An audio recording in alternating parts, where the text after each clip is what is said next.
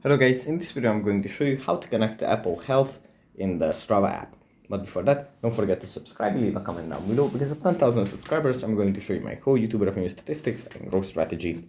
So without further ado, let's just jump right into it. First we have to open up the Strava app. And here it opens up in the home menu.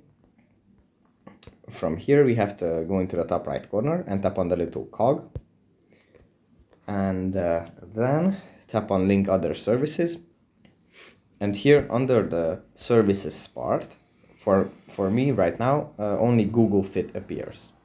But if you have an iPhone or an Apple device from which you are using Strava, Apple Health is going to appear here under the services, and then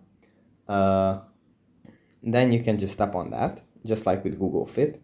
Tap on Connect, and then proceed by following the steps shown by the app. So yeah, that's pretty much it for this video. Hope it was helpful for you guys, and I'll see you in the next one. Bye.